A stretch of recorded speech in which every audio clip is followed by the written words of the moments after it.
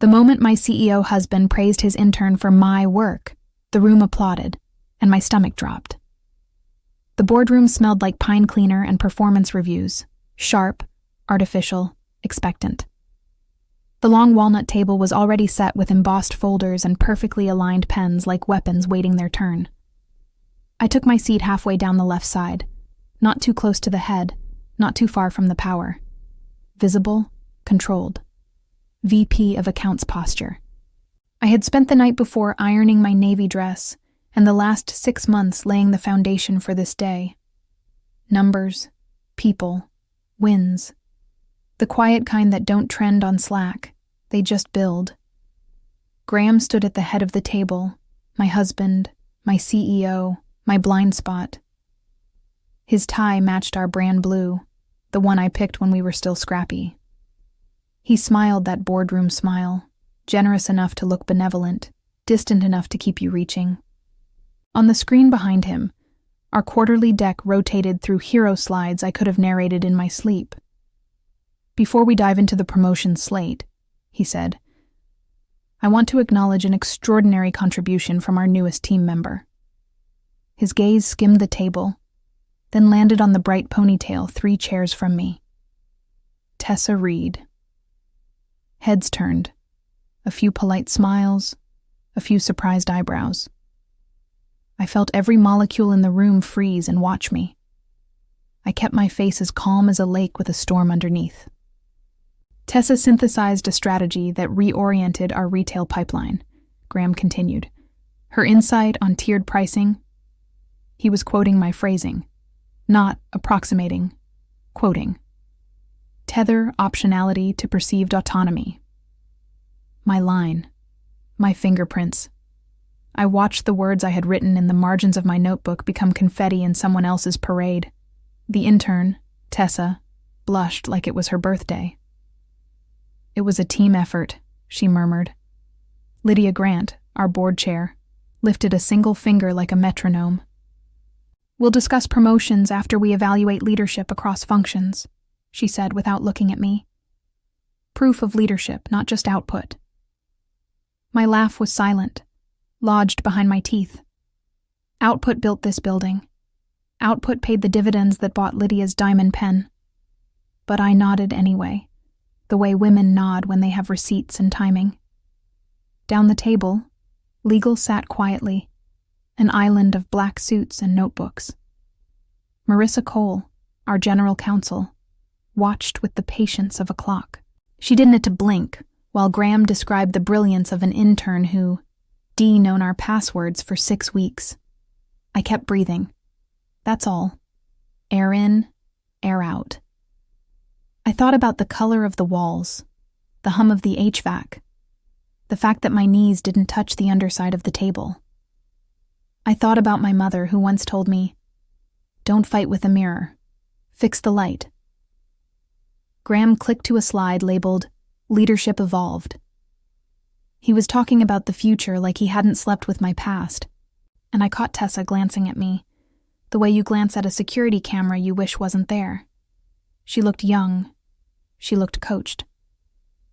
Let's table the SVP decision, Lydia said finally, resting her pen. We want to see ownership on the Delaney retail opportunity. Deliver that, and we'll revisit. Deliver? I'd been incubating Delaney since last November, long before Tessa learned to badge into our elevator. Ruth Delaney didn't return calls. She tested you by silence, and then one day she did. I had shepherded every meeting, every objection, every calendar dance. I had the emails to prove it. My hands stayed folded. My smile stayed mild. Any objections? Lydia asked the room. No, Graham said too quickly. None, I said evenly. Marissa's pen scratched something I could not read. Across the glass wall I saw our reflection.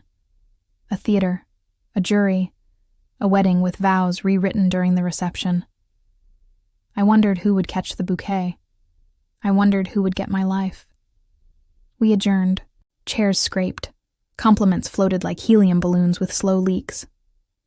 Graham squeezed my shoulder for optics. Proud of the team, he said. Me too, I said. My voice sounded like a metronome set to don't. In the hallway, I let the silence hold me up. Then I texted Ruth Delaney a single line. Are we still a go for tomorrow?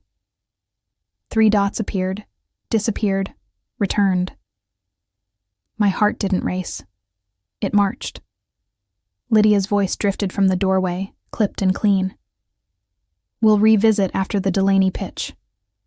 When Lydia said, we'll revisit after the Delaney pitch, I smiled, because I'd already lined up a $7 million surprise.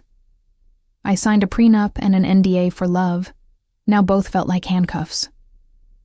When we married, we did it in a courtyard with white lights and people who knew how to clap on beat. Graham kissed me like a man who believed in future tense. We kept it small, his idea, and legal, also his idea. The prenup was thorough. The non-disclosure was poetic in its brutality. The company was our first child, the document said. We would protect it even from ourselves. I had my reasons for agreeing. I loved him, and love makes paperwork look like stationery. Also, I'm a builder. I didn't want to be the story. I wanted to be the scaffolding. Keeping my maiden name at work, Parker, not Whitaker, felt like both armor and respect. Fewer whispers. Cleaner org charts. I drafted the email to HR myself. No changes to my profile. Any questions direct to me. I even added a smiley face, the corporate kind. Then, the rules tightened. Our board matured, our revenue grew, and the policy on relationships became a living thing. Quarterly disclosures, firewalls, chains of command that looked like mazes with no cheese. I understood. We had investors who liked their returns drama-free. So we built walls where we used to put whiteboards. Inside those walls, little shifts started to matter. When Graham spoke in the plural about our wins, I learned to parse the pronouns. When we disagreed, we did it in whispers that could be mistaken for affection.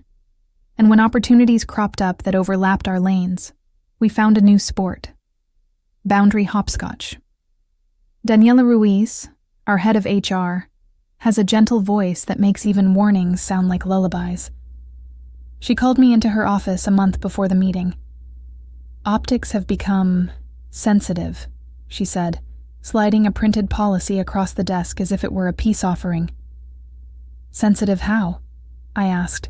Stakeholders want to ensure decisions are clean, she said. No perception of favoritism. I'm not asking for favors, I said. I know, she said, but we can control optics more easily than we can control perception. I should have laughed. Instead, I nodded. The truth is, the higher you climb, the more your life becomes an exhibit. I hung pictures on the gallery walls and wrote the placards myself. Sloan Parker, VP of Accounts, Curator of Retention, Composer of Renewal. Behind the canvas, I hid my marriage like a museum hides its safe. The night before everything cracked, Graham and I shared takeout at the kitchen island, phones between us like chaperones. Parker, he said, the name he loves because it keeps me his equal in his distance. How are you feeling about tomorrow? Prepared, I said. You? Optimistic, he said. I think it's time to elevate new voices. New voices can learn from old throats, I said, intending it as a joke. He didn't laugh. We drifted into logistics, slides, attendees, the temperature of the room. He kissed my forehead and went back to his laptop. I finished my wine and rehearsed thank yous to the people who raised me without asking for credit. My mother, my first manager, the clients who trusted me with their budgets like they were secrets. Sleep was an hour with its shoes on. In the morning, I put on the navy dress. I put on my game face. I put on the invisible handcuffs that said loyalty but felt like limits. After the meeting, Daniela walked beside me down the corridor, her voice in that lullaby register. You know the board is watching the Delaney process closely, she said. They should, I replied. So should legal. Her eyes flicked to the side, to where the glass reflected us as two moving policies. Then we'll all stay aligned. I said I wouldn't be late to my prep block. I didn't say the thing that was growing like ivy around my rib cage. I could build a ladder out of these walls. Sensitive? Then why was Tessa suddenly on every calendar invite with Graham? He didn't just borrow my deck. He rewired my authorship. I found it by accident, which makes the betrayal feel both petty and operatic. A draft in the shared drive, innocently labeled Delaney working Tessa. I opened it because I open everything with Delaney on it. Vigilance is a love language. The first slide looked familiar in the way déjà vu does. Edges softened, center screaming. By slide 3, the goosebumps weren't metaphorical. My phrases were there, wearing new shoes. Progressive pricing ladder tethered to perceived autonomy. Opt out as confidence lever. Service credits as trust insurance. Those were my fingerprints, pressed into the glass. The formatting was different. Lighter fonts, more white space, the aesthetic of someone trying to look effortless. But the bones belonged to me. I clicked File Info. Metadata doesn't lie, even when people do. Last modified, 2:13 a.m. Editor, Guitakara. I stared at the letters as if they might rearrange into mercy. They didn't. 2 other names appeared in the trail. Tessa's, of course, and an admin alias I didn't recognize. I took screenshots like I was photographing a crime scene. Wide shot, close-up, date, time. At noon, I walked into Graham's office. The windows framed the city like a trophy. Everything in it looked like it belonged to the person who stood tallest. He was typing, posture perfect, a general without mud on his shoes. "Do you have a second?" I asked. "For you, always," he said. And that always was a bandage that stopped sticking weeks ago. I placed my tablet on his desk and swiped through the slides. "This looks familiar." He watched, expression curated. "It's good work," he said. "It's my work," I said. "It's our work," he corrected, soft as a soothing app. "Collaboration is leadership, Parker." "Collaboration includes credit," I said. "Leadership includes protection." He leaned back. "We're building a bench. The board wants to see that you can empower people." "Empowering doesn't mean erasing," I said. "And empowering an intern with executive access at 2 a.m. isn't a T empowering, it's staging." His jaw flexed, the tell that only a wife notices. "No one is erasing you." My laugh had edges. Then why were my lines in her mouth this morning? "Tessa is promising," he said. "She needs a platform." "She needs training," I said, "and boundaries." The door clicked. Tessa stepped in, holding a folder like a bouquet she didn't know where to put. "Sorry, Graham said..." She froze when she saw me. "Hi, Ms. Parker." "Sloan," I said. She looked at the tablet, then at Graham, then back at me. Her eyes were wide with the kind of innocence you can buy on clearance. "I just compiled things. I didn't mean..." "You followed instructions," I said, and watched relief fight with confusion in her face. Someone had rehearsed her for a different scene. After she left, Graham said, "You're reading malice into mentorship." "And you're reading loyalty into theft," I said. My voice was steady, in that way it gets when the decisions have already been made. We sat in the stale air of polite warfare. I pictured Legal's quiet faces. I pictured Lydia S. Diamond Pen tapping the table while she waited for me to prove leadership in a language she respected. Revenue. I closed the tablet. If they want proof of leadership, they'll get it. "Good," he said, relieved to find us back on a road he recognized. I walked to the door. But leadership and credit aren't synonyms for silence. He didn't answer, and the quiet felt like a signed document. If they wanted proof of leadership, I'd give them proof of theft. In a company of glass walls, whispers travel faster than truth. The office looked honest in daylight. Transparent walls, open doors, sunlight pooling on polished concrete. Like a place where nothing bad could hide. That's the trick with glass. It shows you everything except motive. I walked straight to the one person who sees past reflections and into servers. Corey Benson's cube was a hardware terrarium, cables coiled like sleeping snakes, dual monitors blooming with logs only he could read like music. "Got a minute?" I asked. He pushed his glasses up with a knuckle and swiveled. "For you two." I closed the half wall and lowered my voice. "I need to confirm access history on a drive." "Mine." His eyebrows climbed. "That's a legal adjacent sentence." "Then consider me adjacent," I said. "I'm not asking you to break anything, only to read what already exists." He rolled closer, lowered his tone. "Audit trails keep better secrets than people. What am I looking for?" I gave him the file path, the time window, the title that had worn my fingerprints until someone decided gloves were fashionable. He typed, leaned in, typed again. "There's versioning," he murmured, "and an unusual permission elevation at 2:11 a.m. "Whose credentials?" I asked. He hesitated. "If I tell you that, I'm a witness." "You already are," I said. He exhaled. "Not Tessa's. I'll write it down." He scribbled on a pale sticky note, folded it once, slid it across the desk without ceremony.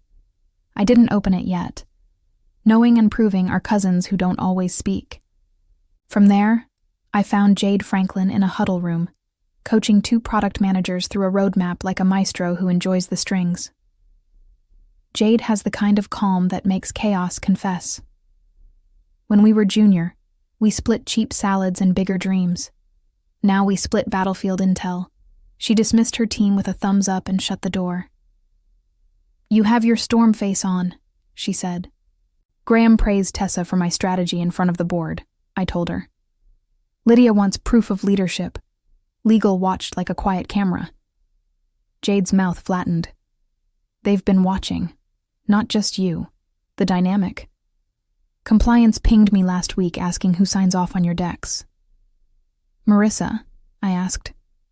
"Probably," she said. "Her silence is an instrument. If she's in the room, she's recording with her brain."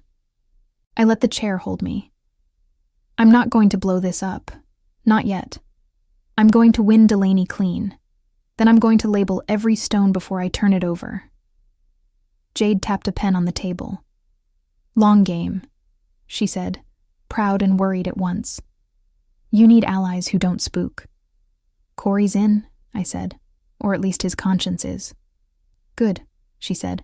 "And Sloane, don't let them isolate you with etiquette. Offense is polite when it's precise." We turned the room into a war kitchen. She role-played Ruth Delaney's skepticism, Elliot Chang's fiscal kung fu, procurement's allergy to risk. I practiced answers in a voice 2 degrees warmer than steel. We refined the agenda until it purred. We built a glossary of phrases only I use, the breadcrumb language that becomes unmistakable when plagiarized. Then we laughed, briefly, the kind that sounds like rebels whispering prayer. As I left, I finally unfolded Corey's note. A single name in block letters. Not Tessa. Not some faceless admin alias. The kind of name that makes rooms go temperatureless. I slipped it into my notebook behind a tab labeled Proof. Walking back through the glass lanes, I caught my reflection between conference rooms. A woman carrying a folder and a fuse. People nodded as I passed, the choreography of corporate kindness. None of us sure whether we were colleagues or witnesses. In the elevator, my phone vibrated. A text from Jade. "Legal is circling. Assume you're on stage." I typed back. "Good. I prefer an audience." The doors opened to the executive floor, where the air smells a little more like money and a little less like coffee. At the far end, Marissa Cole stepped out of a meeting, eyes sharp, expression neutral. She clocked me, offered a nod that meant nothing and everything. Not friend, not foe. Function. I kept walking, the sticky note burning my pocket like a compact sun. Corey slid me a sticky note. One name appeared on my dock at 2:11 a.m. And it wasn't Tessa's. $7 million doesn't just close a quarter. It closes mouths. Ruth Delaney answers emails like a lighthouse, brief flashes at precisely timed intervals. If you're not where you said you'd be, you'll miss her beam. I had learned her rhythm months ago by mapping her timestamps because pattern is a form of respect. When I wrote like a peer who valued brevity and money. When I spoke like someone who knew how to turn both into certainty. Our first call had been a chess match I lost on purpose, sacrificing small concessions to win the center. By February, Ruth wasn't testing if we could solve her problems. She was testing whether we could survive her standards. Then she brought in her CFO, Elliot Chang, a man who could make a spreadsheet sound like philosophy. He liked my math and my metaphors. "You sell risk like it's insurance," he said on our third call, which, paradoxically, it is. The deal was a tapestry of services woven tight. Data integration, in-store analytics, behavioral segmentation, loyalty design. $7 million year one, scaled by performance triggers we negotiated like surgeons. It would be our flagship and my lodestar. And it was ready. The morning after the board meeting, I confirmed our agenda. Discovery recap, revised pricing ladder, governance framework, rollout phasing. I sent the deck with my watermark phrases lined like tripwires. A minute later, Ruth replied, "See you tomorrow. Bring your A-game." At noon, a calendar ping. Added attendee, Tessa Reed. My jaw made a small, dangerous circle. I walked to Graham's office and didn't knock. He looked up, surprised only in the muscles no one else sees. "Parker? You added Tessa to Delaney," I said. "She's coordinating," he said. "Exposure matters." "Not on my deal," I said. "Not when coordination becomes attribution." He smiled in the way that works on rooms and rarely on me. "Don't be territorial. Leaders multiply." "Leaders protect," I said. Ruth hates crowding. If an intern shadows, she wants it declared and justified. He shrugged. "Then declare it." "No," I said. "Remove her." He leaned back, lacing his fingers. "Your tone is drifting." "So is your judgment," I said. He didn't answer with words. He answered with inaction. The corporate yes that means no. I left before my temper found louder shoes. In the quiet of a phone booth, I texted Ruth. "Small change on our side. An intern was added for note-taking. Happy to adjust if that affects your comfort." Her response was instantaneous authority. "Remove the intern. I want the woman I'm paying for."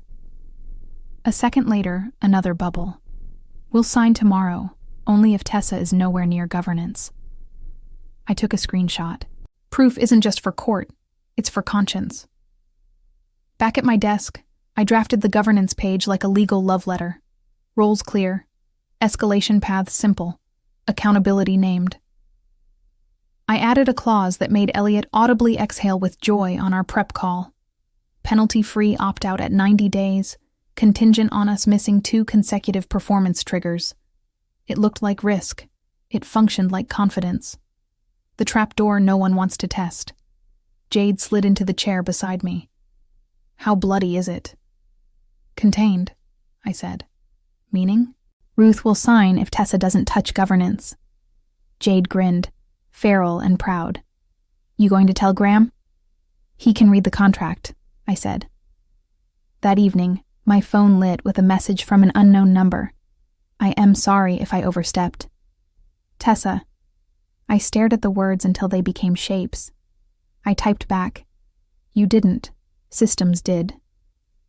Then I deleted the text. Some messages are better as drafts. At home, the kitchen hummed with appliances doing what they promised. Graham poured wine like a ceasefire. "Big day tomorrow," he said. "Very," I said. "Please don't add anyone else to my meeting." He sipped, studied me. Noted. I slept like a person who trusts her preparation more than her pillow. In the morning, I put on a charcoal suit that made me feel like a verdict. Ruth I.S. text lit my phone. I call sign tomorrow, only if Tessa is nowhere near governance. It's amazing how quiet a room gets when legal decides to listen. At 8:02 a.m., I received the calendar invite I'd been expecting and dreading. Observation request, Delaney pitch prep. Organizer, Marissa Cole. Attendees, me, Jade, and a silent box labeled outside counsel. Reason, deal sensitivity, governance review. Translation. We heard the whispers. We're here to watch the weather. The prep room looked like a crime lab. Sticky notes, timelines, a whiteboard of dependencies with lines that made a spider jealous. Jade was already there, sharpening questions into hooks. Marissa arrived precisely on time. Black suit, hair pinned like an argument that wouldn't fray. She set down a small navy notebook and a pen that didn't click. "Thank you for allowing us to observe," she said, which was funny because it wasn't a request. "Happy to have you," I replied, which was funny because I meant it. A man introduced himself from the corner with a voice that sounded billable. "Noah Sterling, external counsel." He didn't smile. His eyebrows did. We started from the top. I walked them through the architecture, the pricing ladder that met Ruth's appetite for control, the service credits structured like guardrails, the opt-out clause that worked like a dare. Jade played Ruth so well she made me sweat. When I paused, Marissa would tilt her head and ask questions that were small keys to larger doors. "Where did this language originate?" she asked at slide 9. "My drafts," I said. "Last revised Sunday." "Stored where?" she asked. "Personal drive with restricted access." "Approval chain?" she asked. "Me to Jade for peer review, then me to client," I said. She wrote in tiny print, shorthand only she could prosecute. "Who else has seen this deck?" "Within the company?" I asked. "Leadership, Graham. He distributes selectively." She didn't look up. "Any interns?" "Not by my choice," I said. "One was added to calendars without my consent. She will not attend." Noah's eyebrow smile twitched. "That will please any general counsel whose name is not yours." We kept going. I demonstrated the e-sign flow like a magician showing the trap door and the safety net. Corey had already sandboxed the signatures, mapped the IP capture, timestamp accuracy, audit trail readability. I had receipts before the purchase. When we finished, Marissa closed her notebook as if ending a sermon. "2 things," she said. "First, the language in slides 3, 7, and 12 is unusually distinctive. Keep it consistent. If altered post-close, we will notice."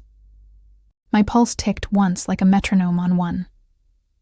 "Understood." "Second, there have been concerns about attribution and access," she said evenly.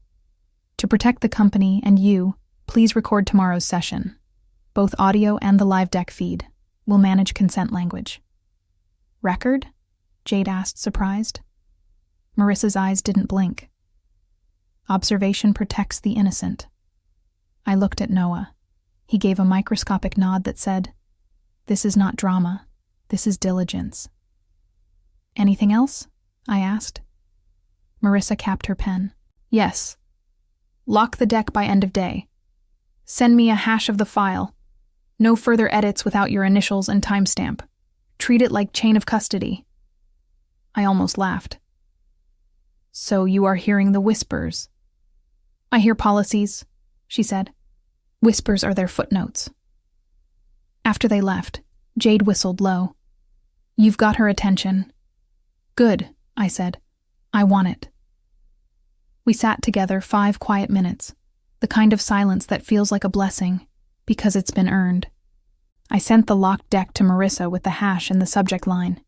Then I opened a new note titled "Breadcrumbs" and listed phrases only I would use in that order. Proof as poetry. My phone buzzed. A text from an unknown number. Please don't tank me. Tessa again. My thumbs hovered, then retreated. Legal was in the room now, and my kindness had to be precise. I stood, squared my shoulders, and met my reflection in the glass door. The woman looking back at me wasn't scared. She was cataloging. Marissa closed her notebook, met my eyes, and said, "Tomorrow, record everything." I labeled the folder Final V26 because if I kept counting, I'd lose my nerve. Night has a way of telling you the truth about your preparation. At 9:15 p.m., the office thinned to the kind of quiet that makes HVAC sound like weather. I turned our small conference room into a war room. Snacks like rations, chargers like IVs, whiteboards scrawled with a clean, relentless path. On the wall, Delaney's logo looked like a door I was about to own the key to. First, the ladder. I rebuilt the pricing tiers with rungs that didn't slip. Base, growth, prime. Each one matched a business story Ruth could tell her board without blushing. Each one had a ceiling and a floor that made sense to Elliot's models. Then the opt-out. Penalty-free at 90 days if we failed 2 consecutive KPIs. It read like leniency. It functioned like daring them to find better. I added language so plain a skeptic would be disarmed. If we don't perform, you shouldn't pay. Jade arrived with her laptop and a bag of grocery store heroism. Almonds, seltzer, dark chocolate, truth. "Hit me," she said. We ran the deck like drills. She threw curveballs in Ruth's dry cadence. What evidence proves stickiness if you introduce a free exit? I answered with pilot retention, cohort behavior, the psychology of control. She pressed on procurement tripwires, vendor sprawl, data custodianship, key person risk. I answered with integration maps, role redundancy, a governance tree so simple it looked like a children's book. At midnight, Corey slipped in, hoodie up, eyes caffeine bright. "Testing the e-sign chain," he said, already plugging into our world. "We'll route the signature packet through our notary service. I've set a read-only mirror of the live deck and an audio recorder with time codes that marry up to the slide changes." "You're a symphony," I said. "Just percussion," he replied, tapping enter like a snare. I added breadcrumbs no thief could step around without leaving footprints. Phrases I'd never used together until tonight. A color accent on a single bullet that matched my mother's wedding ring. A micro-spacing quirk on one subhead only I would think to fix. Tiny, lawful, lethal tells. At 1:17 a.m., Jade leaned back. "How's your heart?" "Marching," I said. "Yours?" "Dancing," she said, in combat boots. We took a lap around the floor, the lights dimmed to mercy levels. Through the window, the city glowed like someone's idea of possibility. I remembered the first time I stayed this late.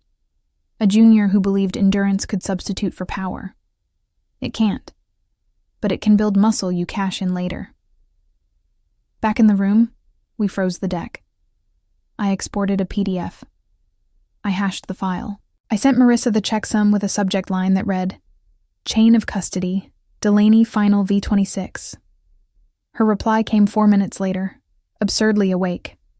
"Received. Proceed." At 1:53 a.m., Corey frowned at his screen. "We just got a ping." He pointed to an admin console. "Someone requested elevated access to your folder." "Deny," I said. "I can't," he said. "It's an executive override." "Who?" Jade asked. He hesitated. "I'll know in a second." The clock rolled to 1:58 a.m. The request resolved into a session. A new user opened my deck from a device tagged to the top floor. Admin privileges unfurled like a red carpet I did not approve. "Mirror the activity," I said. "Record everything." Corey's fingers worked, a blur of keys and intent. "We're logging screen events and IP. I've also booby-trapped the copy action. It'll inject a null character that won T-effect rendering, but will fingerprint any derivative." Jade's eyes flashed. That's legal? It's non-destructive, Corey said. It's a watermark you can't see. On my screen, the cursor moved without me. The intruder lingered on slide 3, my favorite child. Then slide 7. Then 12. The breadcrumbs glowed to me like constellations. To them, they were just stars. I didn't touch a thing. I let them make their choices under the watch of my preparation. At 2:11 a.m., access spiked. A name populated in Corey's console. At 1:58 a.m., a new user opened my deck, with admin privileges I didn't know interns could have. When I entered the glass-walled conference room, my reflection looked braver than I felt. We chose Conference A for the view and the acoustics. The city sat at our feet like a quiet witness. Ruth Delaney arrived 3 minutes early, precise and unsentimental. Charcoal blazer, white shirt, a wristwatch that kept promises. Elliot followed with a leather folio and the half-smile of a man who enjoys good math. Legal took their seats at the back. Marissa, inscrutable as scripture. Noah, a margin note in human form. Corey tucked himself by the console, a benign ghost. The recorder's red light blinked softly, a heartbeat everyone pretended not to hear. Graham swept in like a keynote, teeth and timing. Ruth, he said, extending a hand. An honor. Results are the honor, she replied. I loved her in that moment the way athletes love rules. He gestured to the team, saving me for last like dessert. And this is Sloane Parker, who will walk you through the build. Ms. Parker, Ruth said, measuring, you've been consistent. I like to make the right things boring, I said, and she smiled with her eyes, which is better than the mouth. Graham angled toward Tessa at the door like he meant to introduce a subplot. I cleared my throat, light and final. Today's agenda is tight. Participants are listed in the packet. I let that sentence land like a velvet rope. He adjusted his tie and sat. I opened the deck. Slide 1, a promise. Slide 2, a map. I told the story without selling, a discipline I'd carved into my bones. You want control without friction, I said to Ruth. You want insight without surveillance, I said to Elliot.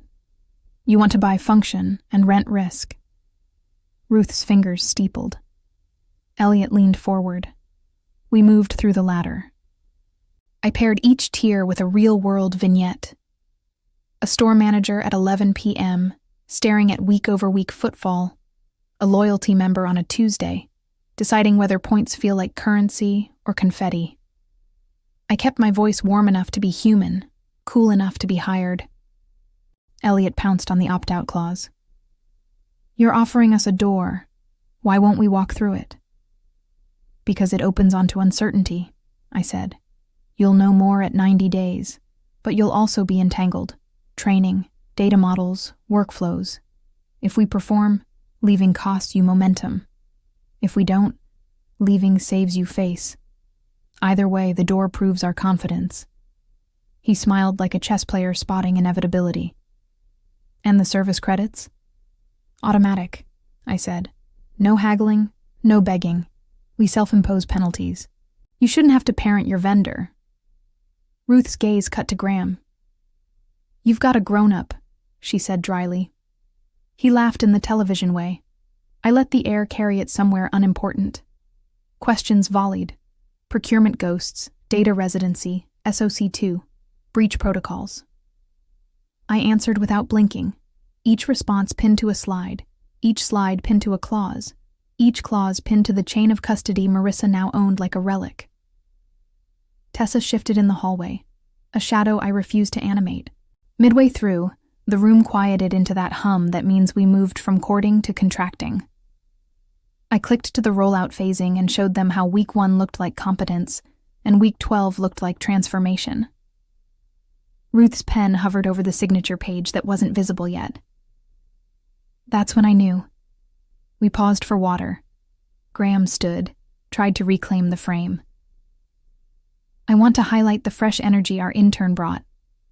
Not today, Ruth said, not unkindly. Today is about Ms. Parker. Marissa didn't move, but the air around her made a note. I closed with outcomes, not features. We believe loyalty is math dressed as love, I said. We'll prove both. Silence. Then Elliot leaned in, elbows on the table, attention narrowed to a single point. 7 million year one, he said slowly. If you're the one I call at 2 a.m. deal? I breathed once, for punctuation. Deal. Pens don't shake, but hands do. Contracts aren't romantic, but the room felt like a proposal answered. The recorder blinked its little metronome as Corey cued the signature packet on the wall display. Ruth reviewed each clause with the speed of someone who reads for blood. Elliot checked numbers like a jeweler checks light. Marissa verified that the hash on the final deck matched the pre-meeting hash, nodding once at me like a priest at communion. Service credit self-executing? Ruth asked. Yes, I said. If we miss a trigger, the credit applies automatically to the following invoice. Governance escalation? Elliot asked. Direct to me, I said, with legal CC'd, no labyrinths. He smiled as if I'd handed him oxygen. We walked through the ramp. Day 0 signature, Day 1 kickoff, Day 14 data baselines, Day 45 cohort adjustments, Day 90 review. The cadence sounded like progress. The indemnities sounded like adulthood. Outside, clouds moved across the city like a hand smoothing a wrinkle. Ready? Ruth said finally. Corey mirrored the DocuSign window on the main screen. The notary session initialized, terse and ritualized. Ruth signed with a practiced flourish. Elliot added his legal name. 2 words that have launched 1,000 budgets. Our counter-signature block waited like a held breath. Graham stepped forward. On behalf of Whitaker Digital. On behalf of the team that sold this, I said gently, sliding the stylus from the tray. With legal witnessing. I looked to Marissa, who gave the smallest nod. Graham hesitated, then stepped back a hair. Enough for the camera to see me. Enough for the story to be true. I signed. My hands didn't shake. My heart did a proud, private thing. Proud of you, he said into my hair, voice low enough to sound intimate on film. For a second, a younger version of me reached for that warmth. Then the current version remembered chain of custody and access logs. Marissa and Noah completed their witness signatures in a manner that managed to be both perfunctory and sacred. Corey announced, all artifacts archived, packet distributed to parties, hash stored. Ruth and Elliot left with brisk goodbyes, their confidence a tangible aftertaste.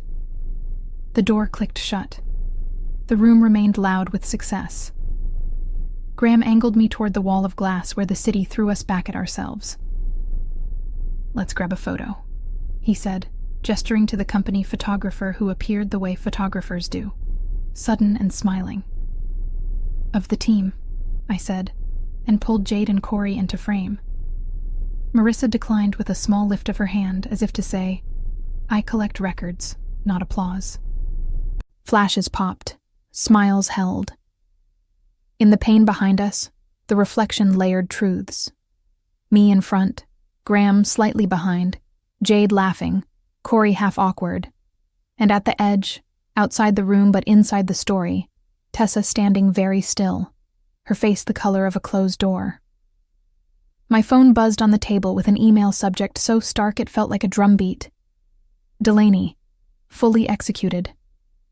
I opened it for the notarized copy, watched the cursor blink over my name like a blessing. Graham squeezed my waist for the camera. We did it, he said. We did, I replied.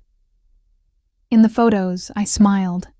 In the reflection behind me, Tessa wasn't smiling at all. Victories attract editors. By late afternoon, the confetti had settled into calendar blocks.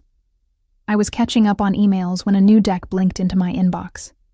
Delaney amended final PPTX. Sent from a distribution alias I didn't recognize, copied to a handful of executives, and, strategically, insultingly, not to legal.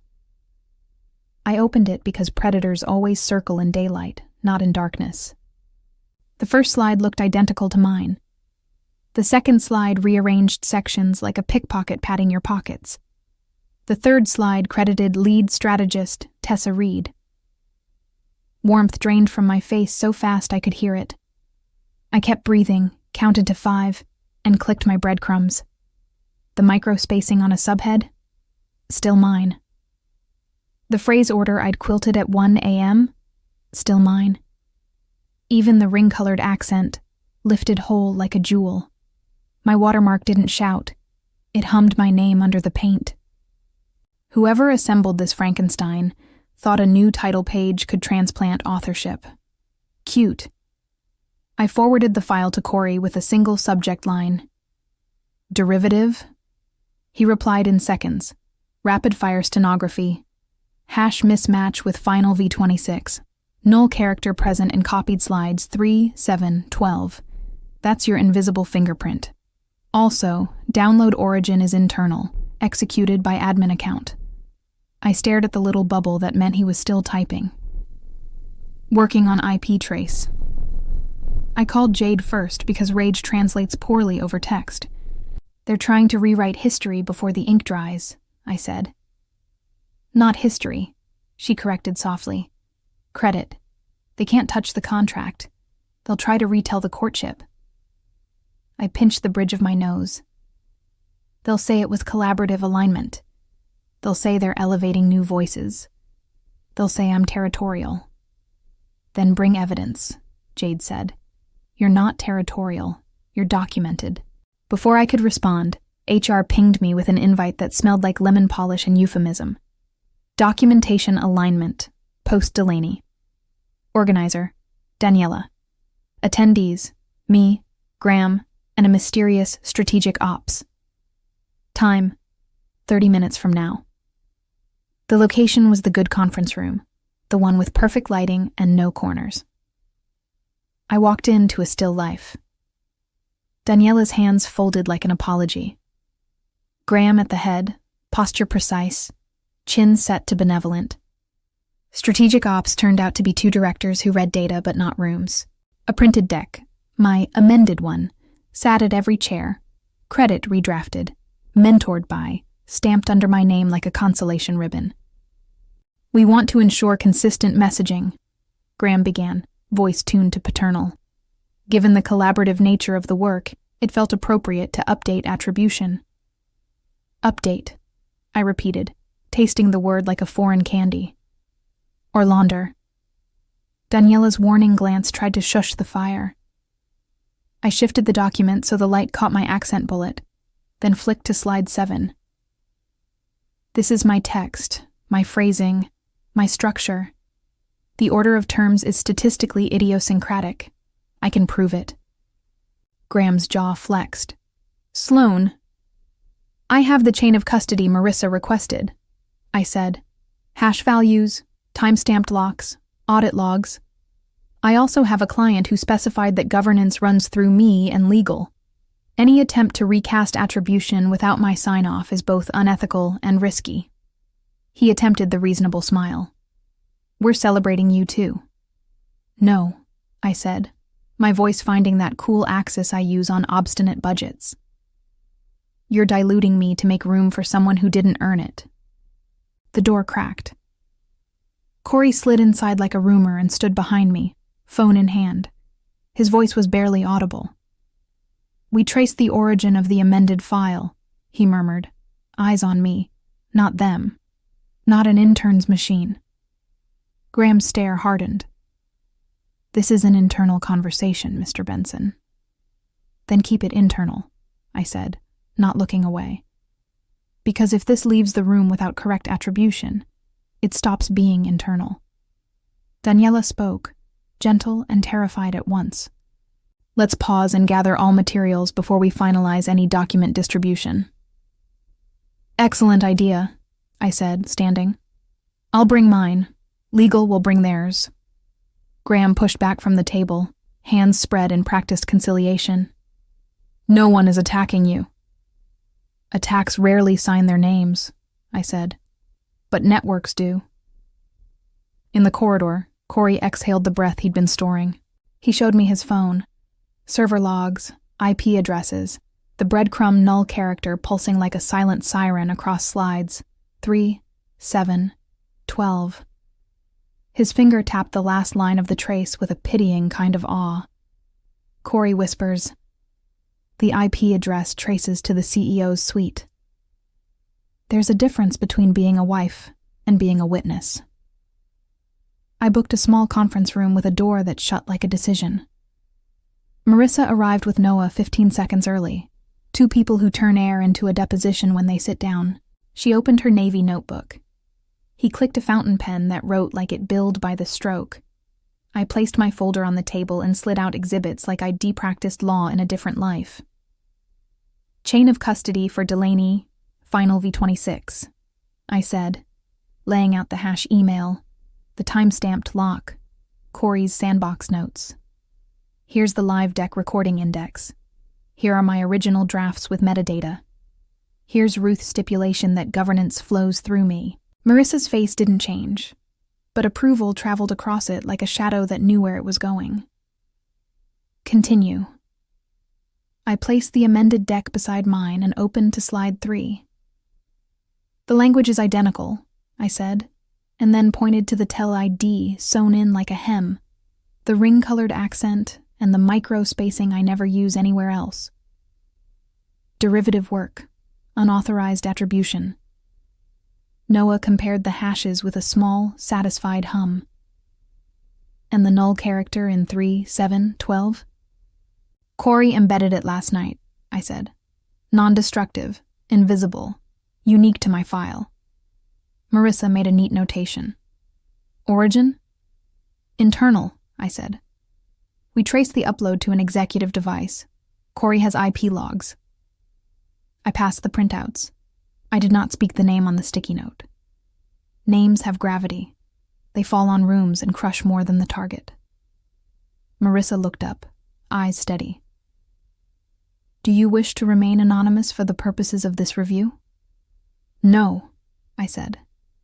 My voice didn't wobble. I'm filing under my own name. She nodded once like a judge stamping a motion. Understood. We've already opened a limited scope inquiry regarding attribution and access privileges. Your evidence expands the scope.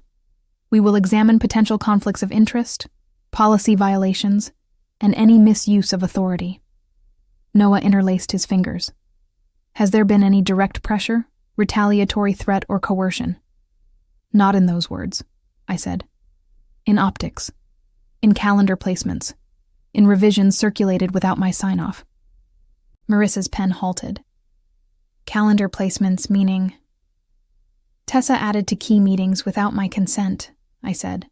Including Delaney. Client explicitly objected. Documented?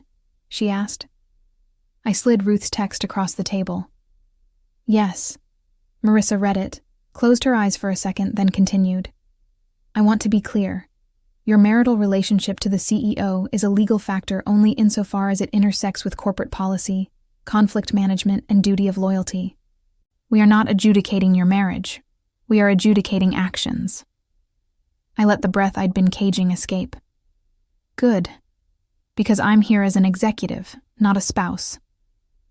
Her gaze softened by a millimeter. Respect, not comfort. Understood.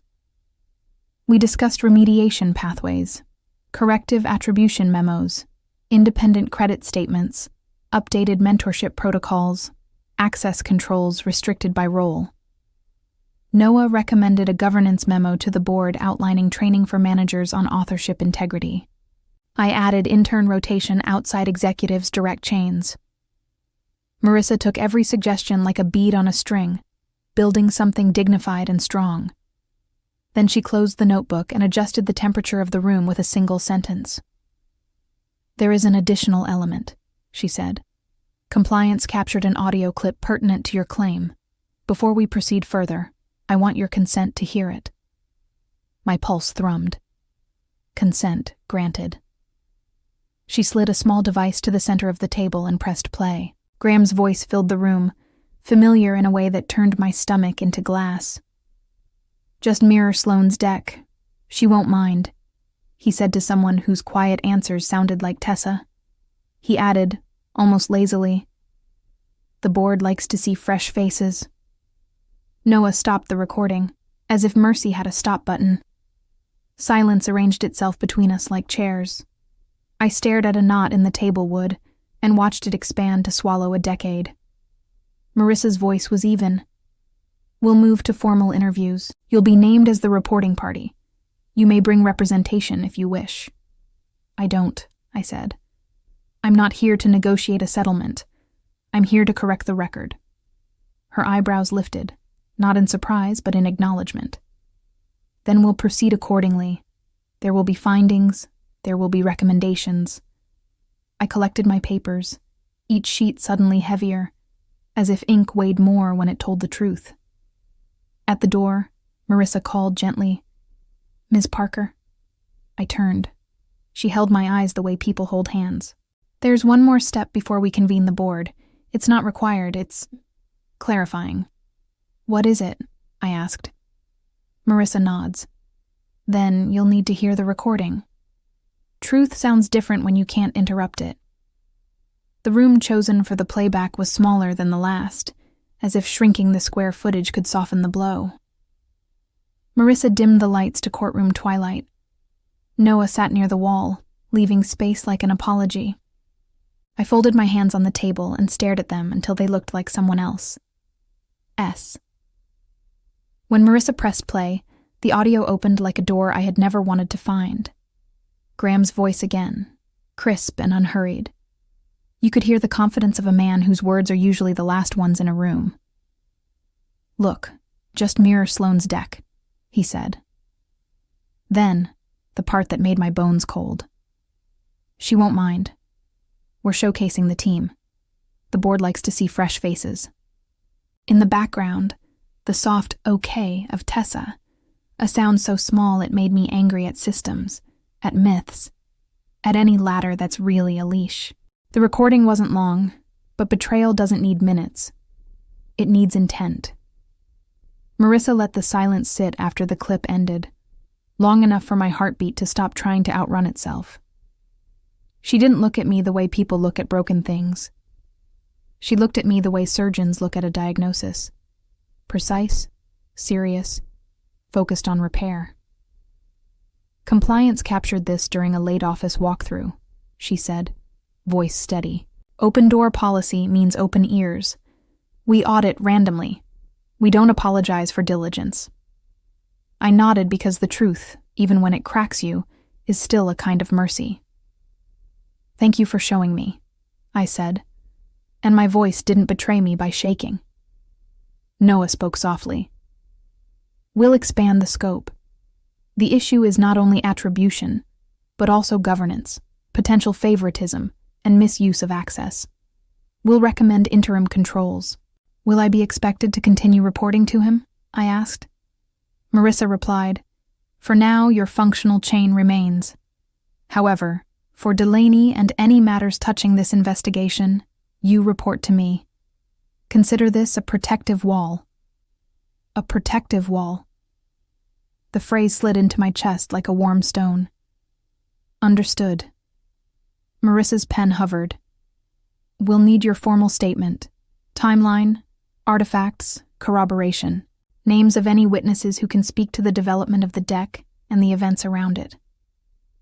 "Jade," I said, "Corey, Ruth, and Elliot, to the extent of governance requests. Daniela, in context." She wrote each name with crisp respect. "We'll handle interviews. You should be prepared for discomfort. Some colleagues will defend the familiar even when it fails them." "I'm familiar," I said, "and I won't fail me." Noah slid a paper across to me. "This outlines protections against retaliation," he said. "We enforce them. Document any anomalies, calendar removals, resource obstruction, performance suddenness." "Suddenness," I repeated, half smiling. "Good word. Retaliation rarely calls itself that," he said. I closed my eyes, saw my kitchen island, the prenup in a leather folder, the NDA with its cruel poetry. Love had asked me for trust and discretion. Business required proof and process. Maybe the marriage had been the wrong arena for my strengths. Marissa gathered the device, then paused. "I want to ask a question that's both legal and human," she said. "We can pursue this to full accountability. We can also craft an exit that protects your reputation and compensates you appropriately. Neither is cowardice. One is surgery, one is amputation. Both save lives, different ones." The world went quiet enough that I could hear the HVAC counting the seconds. I imagined the boardroom, Lydia's diamond pen, Tessa's careful expressions, Graham's practiced hands on optics, my mother's voice saying, "Fix the light." I imagined Delaney's contract, 7 million reasons to stay, and one honest reason to leave. Myself. "Do I have to decide right now?" I asked. "No," Marissa said. "But consider cadence. If we convene the board without a clear preference from you, we will prioritize corporate risk. That may align with your wishes. It may not." I looked at Noah. He held my gaze without rescuing me. That's the best kind of counsel. "I came here to work," I said finally. "I built a deal clean. I brought receipts. I won't be photographed out of my own authorship." Marissa inclined her head, a small, solemn bow. "Then we pursue accountability." I stood, gathered my papers, and felt the strange steadiness that follows shock. The brain finally catching up with the heart's accusations. Outside the window, the city kept moving, indifferent and faithful. I thought about the interns who watch rooms like weather and learn the wrong season. I thought about the senior women who carry contracts like shields and hearts like contraband. I thought about what power is for. Marissa's final question: "Do you want accountability or an exit?" I didn't bring a lawyer to start a war. I brought one to end a lie. The emergency board meeting felt like a fire drill where the building finally admitted it was made of kindling. Lydia sat at the head, posture like a verdict. Marissa flanked her, navy notebook open, pen aligned with the table's grain. Noah occupied the far corner, a quiet lighthouse. HR clustered together, polite and perspiring.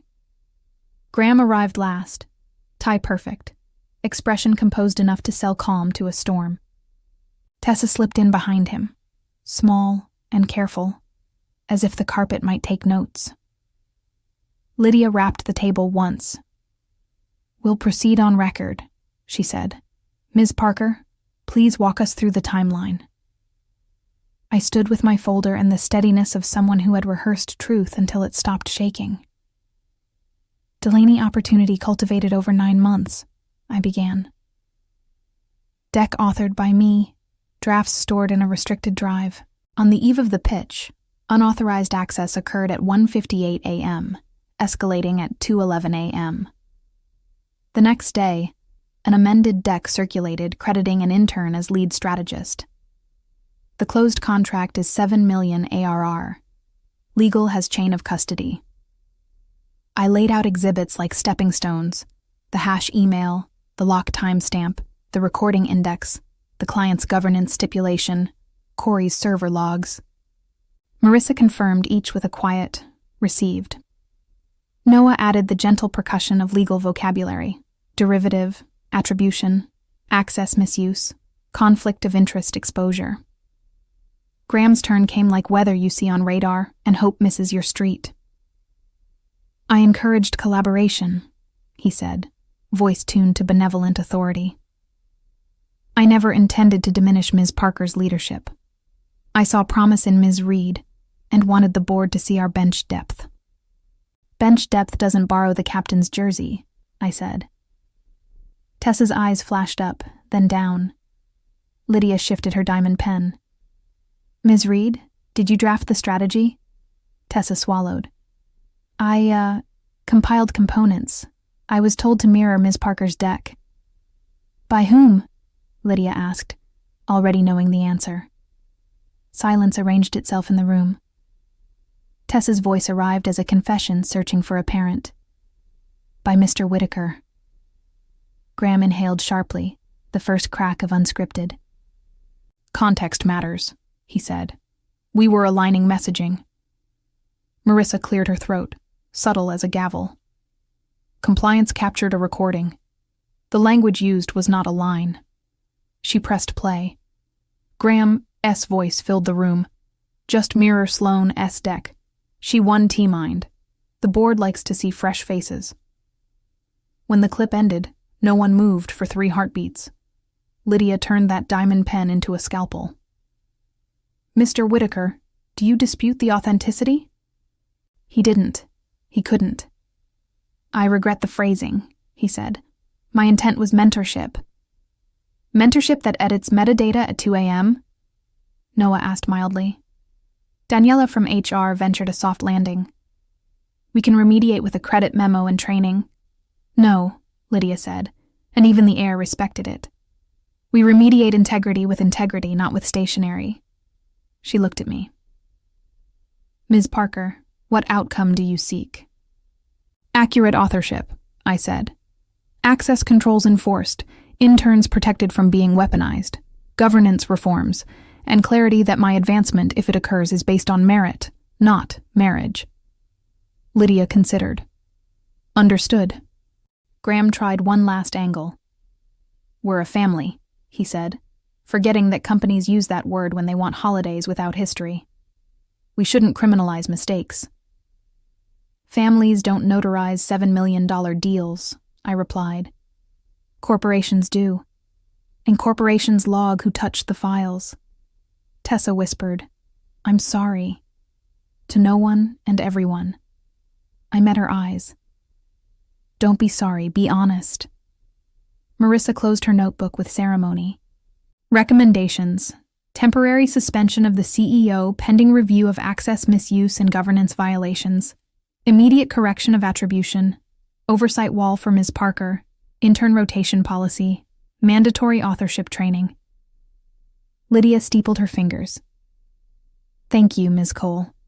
Mr. Whitaker, step out while we deliberate." Lydia folds her hands. "Mr. Whitaker, step out while we deliberate." They tried to buy my silence with my own success. When the board called me back in, the table looked lighter, as if decisions reduce gravity. Lydia addressed me with the crispness of a contract. "Ms. Parker, we acknowledge your leadership on Delaney and the evidence of misattribution and policy lapses.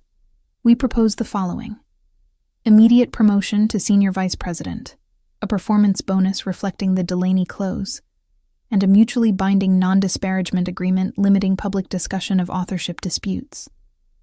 Translation: here's the title you earned, and a muzzle for dessert. Marissa's face remained neutral, but her pen didn't move. Noah stared at some point beyond the window, a man carefully outside the scene.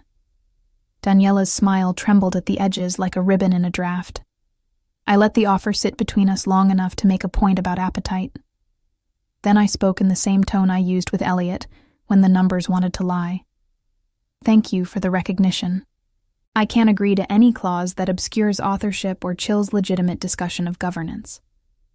If the company wants to publish an independent credit memo that accurately documents contributions on Delaney and implements reforms that prevent this from happening again, I will accept the promotion on merit and sign a narrowly tailored non-disparagement that does not cover attribution facts."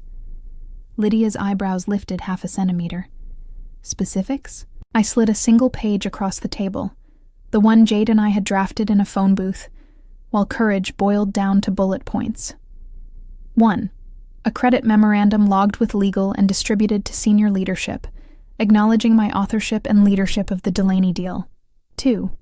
Audit trails as policy, hashing, locks, and approval chains for all major client deliverables. 3. Intern protections, rotations that prevent direct reporting to the CEO, mentorship safeguards, and clear boundaries around access. 4. Board oversight of any relationships that could create perceived conflicts. 5. Training on authorship ethics for all managers. A quiet widened, the kind that swallows objections before they hatch. Lydia read the page, line by line, as if good governance were a poem she wanted to memorize. "Reasonable," she said finally. "Replace non-disparagement with non-defamation," Noah suggested lightly. "Facts remain facts. Lies remain actionable." Graham had been invited back in and stood now at the far end, posture humbled to a setting he rarely used. "This is punitive," he said. "This is structural," I corrected. "Punishment is about you. Structure is about everyone after you." Tessa cleared her throat. "I'd like to say something." Lydia nodded. Tessa's voice shook, but truth found a microphone. I felt flattered and scared. I didn't know how to say no to access. I didn't think about credit. I thought about survival. "I'm sorry." "Thank you," I said. "Let S build a place where interns don to have to choose between learning and losing their names." Daniela exhaled, a sound like paper agreeing to be folded. "We can implement training immediately." Lydia set down her pen. "Here is our counter. Promotion effective today. Bonus approved. Independent credit memo drafted by legal within 48 hours. Reforms adopted in principle. Policies to follow. In exchange, you sign a non-defamation clause and agree to resolve authorship disputes internally first. Add a public-facing summary in our internal wiki," I said. "Not just a memo in a vault." Marissa nodded. "We can publish a sanitized policy update that enshrines the practices without litigating names." "That's acceptable," I said. "One more thing. Mentorship for Ms. Reed, outside the CEO's chain, with someone who will teach her the difference between collaboration and appropriation." "I'll do it," Jade said from the doorway, surprising all of us except me. She'd been waiting like a safeguard. Lydia smiled with only her eyes. "Approved." A courier entered with a thick envelope, the ink still smelling like consequence. Marissa slid it toward me. "There's also this." Marissa slides a second envelope toward me. "There's also this. A company doesn't break in one place. It fractures along its secrets." The envelope contained the preliminary findings like a weather report that finally names the storm. Misuse of access privileges. Unauthorized alteration of authorship attribution. Breach of mentorship boundaries creating conflict of interest risk. Recommended immediate suspension of the CEO pending a fuller review and interim governance controls centered on legal. Lydia read the summary aloud, each word a small bell. "We will proceed with suspension, effective immediately," she said. The room didn't gasp. It recalibrated. Security arrived without theater. 2 professionals in suits that blended with walls. Graham stood, shock finally catching up to his choreography. "This is excessive," he said, reaching for indignation and finding only air. "It's procedural," Lydia replied. "Your cooperation is expected." He looked at me then, the man and not the role. There was fear under the varnish. "Sloan," he said, "my name an appeal, a memory, a hinge."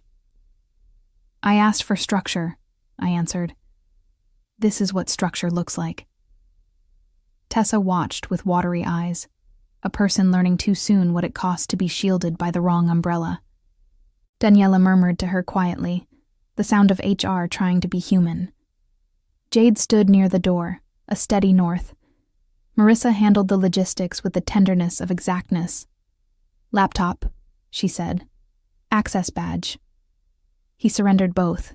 She added, "We'll coordinate a time for you to collect personal effects." He nodded like a man who had never scheduled sorrow. As he walked toward the exit, the floor seemed longer than usual, time stretching to accommodate consequence. He paused near me. "You won," he mouthed, not loud enough for the record. I didn't nod. Winning is a game. This was repair. He left. The room let out a breath we'd been holding since we learned to hold breaths. Work resumed, not because we were callous, but because companies are rivers, and rivers keep moving. Daniela outlined training changes. authorship ethics modules, access control refreshers, mentorship guidelines with compliance touchpoints. Jade volunteered to pilot intern rotation with a curriculum that included saying no as a skill. Corey presented new safeguards with engineer joy. Versioning with immutable hashes for flagship accounts. Mandatory review stamps. Alerting on after-hours access escalations. And a red team drill where we attempt a plagiarism and see where alarms fire. Elliot called to congratulate and to warn. Retail CFOs gossip, he said. You'll hear versions of your story in grocery aisles. Keep your statements clean, your results cleaner. Understood, I said.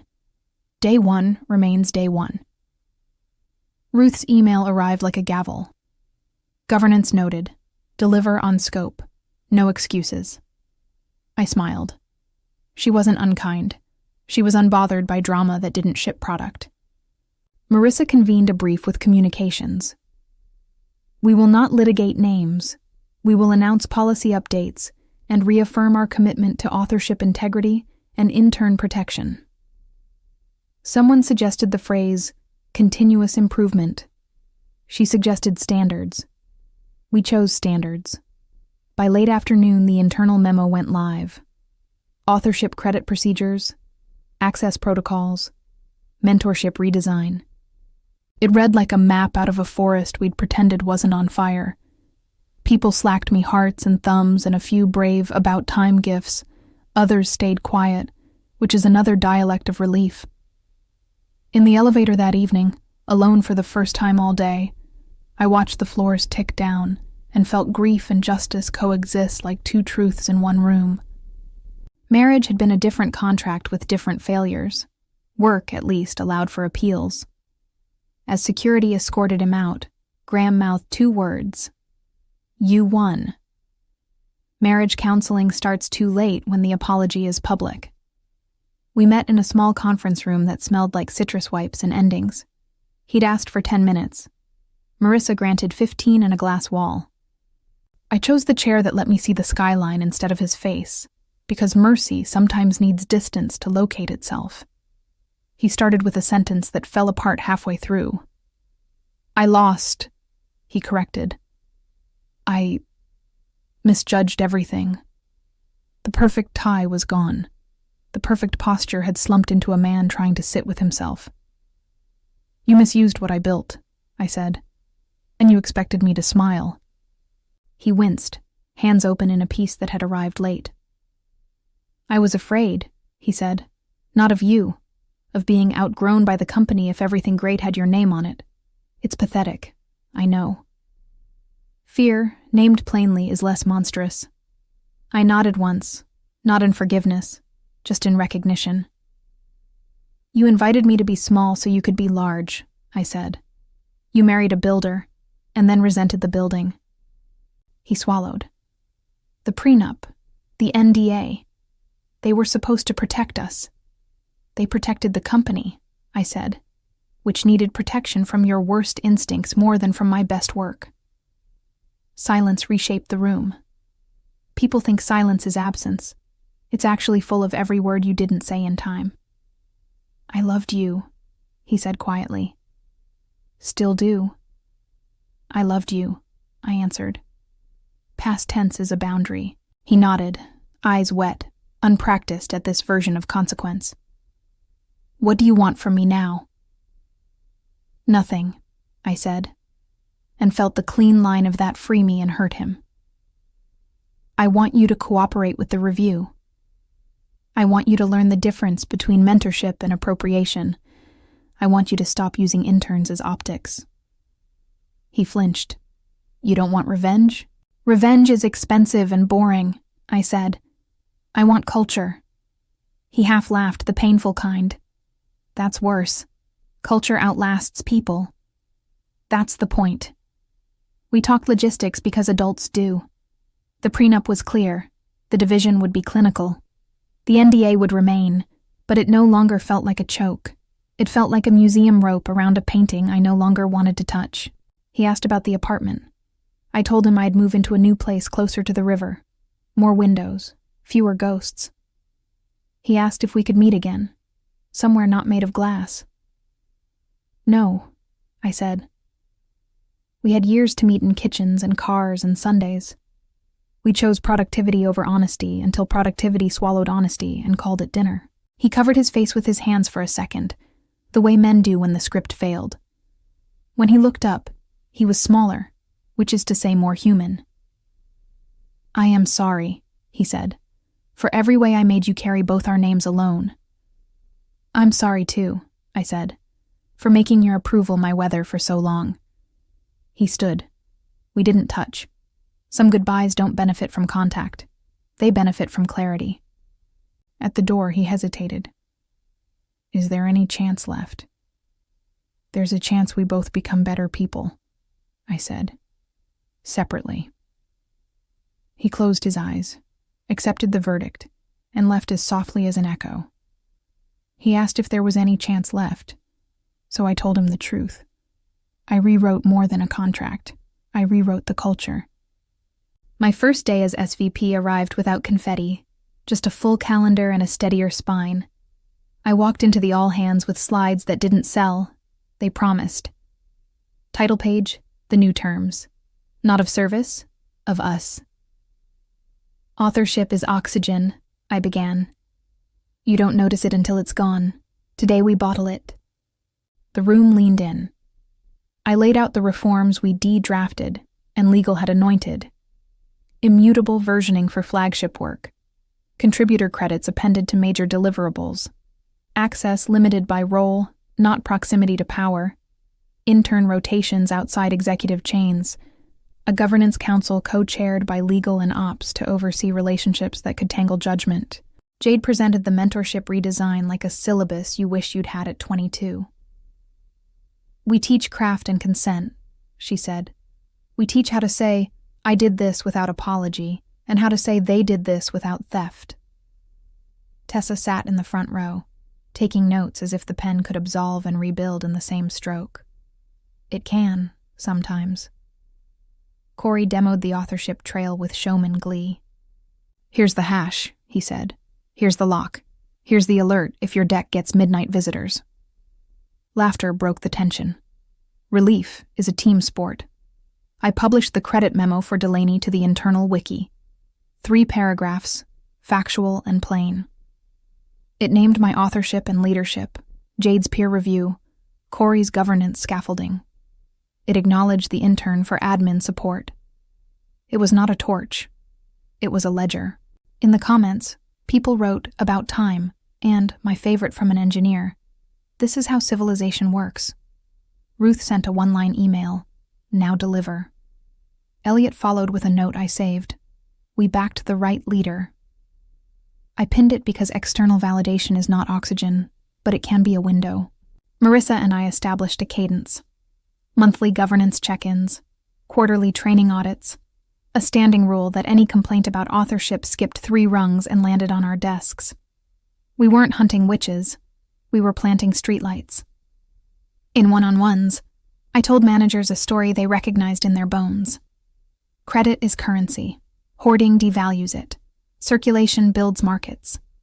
If you're afraid that naming someone's contribution will erase yours, you're not managing. You're hiding. Not everyone applauded. A few senior folks bristled, their habits exposed like wires. We gave them time and training. We also gave them outcomes. Within 8 weeks, cross-team friction dropped. In QBRs, people named contributors with pride. Intern surveys bloomed with words like safe, seen, taught. The culture was not fixed. Cultures aren't. But it was aligned with something nobler than fear. On a Tuesday, a new intern knocked on my open door. Ms. Parker, he said, eyes bright, notebook already messy. I'm Miles. I'm here to learn. Where do you want me? I smiled at the bravery of the right question. In rooms where work happens and credit travels, I said. Sit with Jade for 2 weeks, then rotate through ops. Corey will teach you the audit trail. You'll present something small by month's end, with your name on it. He grinned. Deal. After he left, I looked out at the city and thought about how many women have rewritten their companies without headlines, How many quarries have built rails under trains already moving? How many interns have survived bad ladders and still climbed? Elliot's message pinged. Kick off clean. Your team is a metronome. I sent a thumbs up, then added, we build to tempo, not to theater. On my first day as SVP, a new intern knocked and asked the right question. I used to chase promotions. Now promotions chase my standards. Epilogues don't belong in boardrooms. They belong in the places where work becomes story. 6 weeks after Delaney's kickoff, I recorded a case study for the company library, a long-form walkthrough of how we sold, built, and protected a $7 million promise. The camera light blinked red. The conference room wore afternoon sun like an honest filter. I started with names. Authorship is a team sport, I said. So is integrity. I thanked Jade for pressure testing every slide until it could stand trial. I thanked Corey for turning governance into a product feature. I thanked Marissa for the kind of legal that saves you from yourself before the world has to. I thanked the interns whose questions sharpened our answers, especially the ones who never got stage time. Then I told the story the way it should be told, not as a takedown, but as a build-up. I explained ladder psychology, opt-out as confidence, service credits as trust insurance. I walked through the audit trail like a hiking path anyone could follow on a foggy day. I didn't mention the recording. I didn't need to. The policies now spoke fluent prevention. Miles edited the video as part of his rotation, adding clean chapter markers and a lower third credit that included his own name. He brought the rough cut to my office, cheeks pink with apprentice pride. I left your last line alone, he said. It felt important. We watched it together. In the final scene, I closed my notebook and looked straight into the camera, the way I used to look at Graham across a table and try to find the truest word. I found it here instead, with the company listening and the city reflecting us back. Your work is your name, I said on screen. Guard it like a vow. After we exported, I walked the floor. People were arguing about product in a way that sounded like music. Tessa was in a meeting with Jade, learning how to mark a colleague's contribution in a doc with the kind of specificity that builds careers instead of stealing them. Daniela was planning the next training cohort, sticky notes the color of optimism. Corey was laughing with security about the new after-hours alert that had already stopped a well-meaning director from just grabbing a deck for a panel. I stopped by Marissa S.'s office to drop off a thank you note with handwriting my mother would approve of. She accepted it like a relic, and then, uncharacteristically, smiled. Keep making my job boring, she said. That's the plan, I replied. On my way out that evening, the city winded through the streets like a long exhale. I texted Ruth. First milestone met. She replied with a single dot, the punctuation of approval. Elliot sent a spreadsheet emoji, which is CFO for confetti. Home was a new apartment with too much light and no ghosts. I unpacked slowly, filling shelves with books about systems and love, the subjects that keep breaking and being rebuilt. I hung a single photo on the hallway wall. Not from the boardroom, not from the signing, but from a team lunch where nobody posed and everybody laughed. Culture, uncaptioned.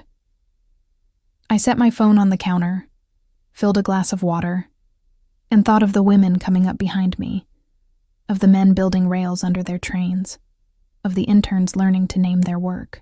Power had stopped being something I petitioned. It had become something I practiced. I close my notebook, look straight into camera and say, your work is your name. Guard it like a vow.